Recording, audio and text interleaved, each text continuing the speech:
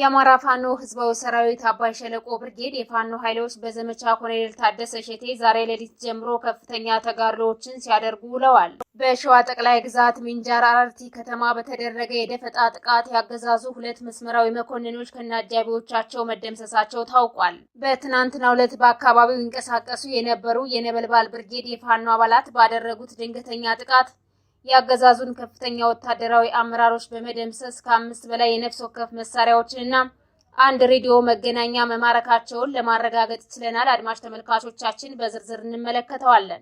አዊ ዞን ከአዲስ ቅዳም ተነስቶ ወደ አሸዋ መንደር ለመግባት የሞከረው የጠላት ብልጽግና ኃይል መንገድ ላይ በደረሰበት ድንገተኛ ጥቃት ከፍተኛ ሽንፈት ገጥሞታል። ምዕራብ ጎንደር በአገዛዙ ወታደሮች ታጅበው የወረዳና የቀበሌ መዋቅሮችን ለመዘርጋት ጥረት ያደረጉት የብልጽግና አመራሮች ከሰሞኑ በተደረገው ከባድ ውጊያ ከፍተኛ ድንጋጤ ውስጥ በመግባት ወደ ዞኑ ዋና ከተማ መመለሳቸው ተሰምቷል። አድማጭ ተመልካቾቻችን እነዚህንና ሌሎች ተጨማሪ መረጃዎችን ይዘናል።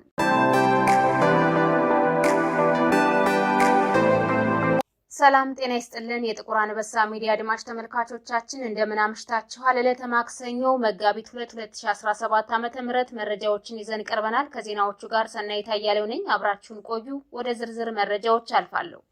የአማራ ፋኖ ህዝባዊ ሰራዊት አባይ ሸለቆ ብርጌድ የፋኖ ኃይሎች በዘመቻ ኮሎኔል ታደሰ ሸቴ ዛሬ ሌሊት ጀምሮ ከፍተኛ ተጋድሎዎችን ሲያደርጉ ውለዋል። በካፕቴን ማስረሻ ሰጤ የሚመራው የአማራ ፋኖ ህዝባዊ ሰራዊት አባይ ሸለቆ ብርጌድ የፋኖ ኃይሎች ጎጃም በተለያዩ አቅጣጫዎች በመግባት ያገዛዙን ምሽግ በመስበር ጭምር ከፍተኛ ድል ተቀዳጅተዋል። ወራዬ የተባለ በሚጠራው አካባቢ የገቡት አናብስቶቹ ጠላት የሰፈረበትን ምሽግ በመስበር ጭምር ወረራ የፈጸመውን የብልጽግና ኃይል ሙትና ቁስለኛ አድርገውታል። የፋኖ ኃይሎች ደብረ መድኃኒት፣ ተንታና አጫ የተባሉ በሚጠሩ አካባቢዎች በመግባት ባደረጉት ተጋድሎ በከባድ መሳሪያ የታጀበውን የጠላት ኃይል ሙትና ቁስለኛ ማድረጋቸው ታውቋል። በሸዋ ጠቅላይ ግዛት ሚንጃር አረርቲ ከተማ በተደረገ የደፈጣ ጥቃት ያገዛዙ ሁለት መስመራዊ መኮንኖች ከነአጃቢዎቻቸው መደምሰሳቸው ታውቋል። በትናንትናው ዕለት በአካባቢው ይንቀሳቀሱ የነበሩ የነበልባል ብርጌድ የፋኖ አባላት ባደረጉት ድንገተኛ ጥቃት ያገዛዙ ከፍተኛ ወታደራዊ አመራሮችን በመደምሰስ ከ5 በላይ የነፍስ ወከፍ መሳሪያዎችንና አንድ ሬዲዮ መገናኛ መማረካቸውን ለማረጋገጥ ተችሏል። አረርቲ ከተማ በማናለብኝነት ሲንቀሳቀሱ የነበሩ የአብይ አህመድ ዙፋን ጠባቂ ኃይሎች ትንሽ ቁጥር ባላቸው የፋኖ አባላት እርምጃ ተወስዶባቸዋል። አናብስቶቹ ባደረጉት ድንገተኛ የማጥቃት እንቅስቃሴ ስኬታማ ኦፕሬሽን በመፈጸም ከአካባቢው ተሰውረዋል ነው የተባለው። በተመሳሳይ ደቡብ ጎንደር ከስቴ ወደ ጋይሳይ ለመግባት በተንቀሳቀሱ ሁለት ወታደራዊ ተሽከርካሪዎች ላይ በተደረገ የደፈጣ ጥቃት በጠላት ወታደሮች ላይ ከፍተኛ ሰብአዊና ወታደራዊ ኪሳራ ደርሰዋል። የፋኖ ኃይሎች በደፈጣ የጀመሩት ውጊያ አድማሱን በማስፋት ለሰዓታት የቆየ ውጊያ የተካሄደ ሲሆን በዚህ ውጊያ ከ20 በላይ ያገዛዙ ወታደሮች የተደመሰሱ ሲሆን በርካቶች ቁስለኛ ሆነዋል ተብሏል። የተመታው የብልጽግና ኃይል በፋኖ ኃይሎች ላይ ጥቃት ለማድረስና አልፎ ለመሄድ በከባድ መሳሪያ የታገዘ ተኩስ የከፈተ ቢሆንም ሳይሳካለት ቀርተዋል።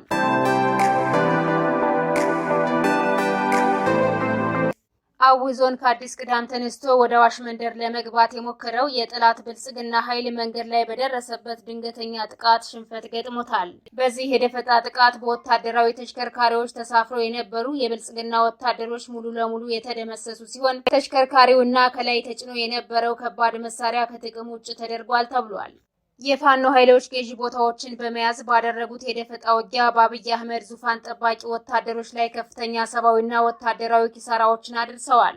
በተለያዩ አካባቢዎች ትንኮሳዎችን የቀጠለው የጦር ወንጀለኛው የአብይ አህመድ ወታደር በገባበት ቀጠና ሁሉ በፋኖ ኃይሎች ድባቅ እየተመታ ይገኛል። የጠላት ብልጽግና ኃይል በርካታ ኃይሉን አሰልፎ በከባድ መሳሪያዎች ታጅቦ ፋኖን አጠቃለሁ በሚል አጉል ምኞት እያደረገው ባለው እንቅስቃሴ በፋኖ በሚደረጉ ያጠፋ መልሶች ሰራዊቱ ከፍተኛ ሽንፈት እያስተናገደ እንደሚገኝ ይታወቃል።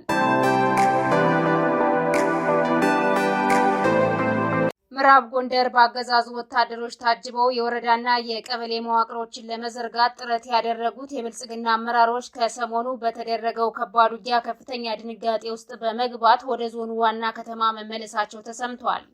ከሰሞኑ ጎንደር በተለያዩ አካባቢዎች ሰፊ ቀጠናዎችን በሸፈነው ውጊያ ሰራዊቱ እንደ ቅጠል የረገፈበት የብልጽግና ካድሬ ምዕራብ ጎንደር ቋራ ጎለጎን ጨምሮ የወረዳና የቀበሌ መዋቅሮችን ለመዘርጋትና ሰላም ያለ ለማስመሰል ሰራዊቱን ሽፋን በማድረግ ያደረገው ሙከራ በጀግናው ፋኖ ከሽፎበት ወደ ዞኑ ከተማ ገንዳ ውሃ መመለሱ ታውቋል። በተካሄደው ዘመቻ ኮሎኔል ታደሰ ሸቴ የደፈጣና መደበኛ ውጊያዎች በርካታ ቁጥር ያለው የጠላት ኃይል የተደመሰሰ ሲሆን ጥቂት የማይባለው ሙርኮኛና ቁስለኛ መደረጉን በተከታታይ መዘገባችን አይዘነጋም።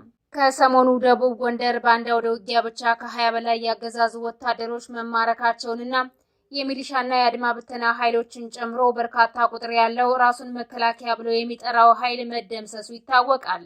ይህንን ተከትሎ ከፍተኛ ድንጋጤ ውስጥ የገባው የብልጽግና ካድሬ ከአገዛዙ የተቀበለውን ተልዕኮ ሳይፈጽም ከሞት የተረፈውን ሰራዊት ሽፋን በማድረግ ወደ ገንዳ ውሃ መግባቱ ተረጋግጧል። ይህ በእንዲህ እንዳለ ጎንደር፣ እብናትና በለሳ በተለያዩ አካባቢዎች በአገዛዙ ኃይሎች ከፍተኛ ዝርፊያ እየተካሄደ እንደሚገኝ ታውቋል። ወረራ የፈጸመው የጠላት ብልጽግና ኃይል የፋኖ ቤተሰቦች ናችሁና ደጋፊዎች ናችሁ በሚል የግለሰብ ሀብት ንብረቶችን እየዘረፈ እንደሚገኝ የዓይን እማኞች ለሚዲያችን ተናግረዋል። በዚህ የዘረፋ እንቅስቃሴ በርካታ የግለሰብ ሀብት ንብረቶች የተዘረፉ ሲሆን ለዘረፋ ምቹ ያልሆኑ ንብረቶች በአገዛዙ ኃይሎች እንዲወድሙ ተደርገዋል ነው የተባለው።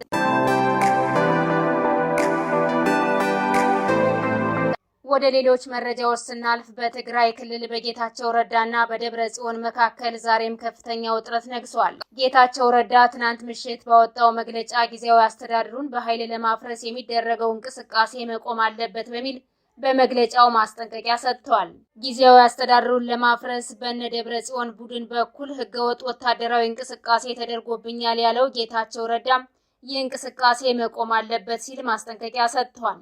የጸጥታ ኃይሉን በህገወጥ መንገድ ስልጣንን ለመንጠቅና አስተዳደሩን ለማፍረስ የሚያደርገውን እንቅስቃሴ ማቆም አለበት ሲል አሳስቧል።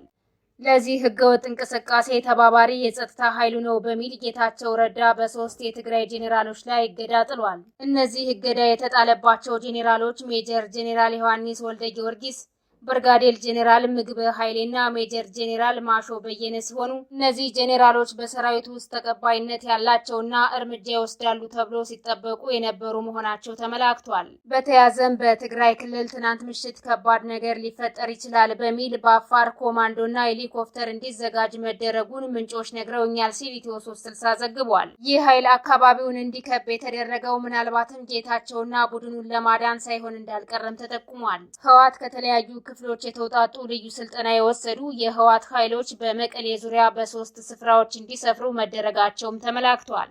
ሱዳን ላይ ሰልጥኖ ተዘጋጅቶ እንዲጠብቅ የተደረገው የህወሓት አርሚ 70 የሚባለው ኃይልም ማምሻውን ወደ ሁመራ አቅጣጫ በብዛት እንዲጠጋ መደረጉም ታውቋል። ከ80 በላይ ተሽከርካሪዎችን ይዞ እንዲጠጋ የተደረገው ይህ ኃይል በተሽከርካሪዎች ላይ የጦር መሳሪያዎችን ሳይጭን እንዳልቀረም ተጠቁሟል።